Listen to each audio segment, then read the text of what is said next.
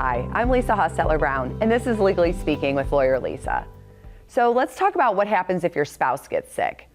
And they may be sitting next to you on the couch and they look okay. Maybe they didn't do the dishes, but that's not what I'm talking about.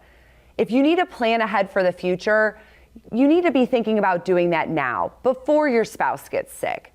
Because putting documents in place now can save you so much money and heartache and problems down the road, especially if you have a complicated family situation.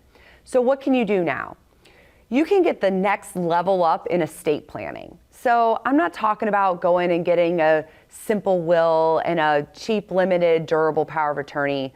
I'm talking about putting a spousal protection plan in place so that if something happens in the future where one of you gets really sick, that the other one can make all the decisions that you need to make, figure out how you're going to get care, whether it's in the home or if you have to go to a facility, and then how you're going to be able to pay for that care.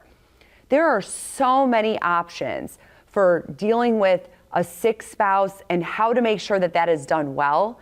And a lot of people just don't know how to navigate this. So it's really important to put these things in place now so that if your spouse does have something happen to them, I mean, I hate to say it, but anything could happen at any time. None of us really know when something could happen. I'm sure you've had somebody in your life where it was unexpected when they got sick or passed away. So putting a plan in place now can help not only them receive the care they need, but also you as their spouse to make sure that you're taken care of, that every last dime you have isn't going to pay for their care, and then you are impoverished and you can't be taken care of in your later days. So putting this plan in place now is essential. Now, let's fast forward. If your spouse is sick, there are all kinds of things that can be done. There's ways that your assets and your income can be shifted around to be able to qualify you for care, whether it's in the home or it's out of the home in a facility.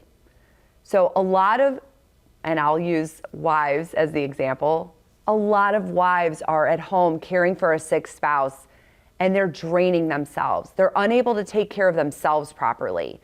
They're worried about finances. They don't have money to pay for caregivers. Well, there are way better solutions to a situation like that. We have information on the screen. You can scan the QR code to get more information about some of the resources that are available to you. Schedule a consultation particular to your exact situation about what could be done and what your options are. Don't leave these resources on the table. There's Medicare, Medicaid, VA benefits, Social Security. There's all different types of benefits that might be available to assist you, to pay for care, to have a break, to be able to get the respite that you need. So don't wait, scan the QR code, get the information you need, take care of yourself and your spouse, and that'll take care of your whole family.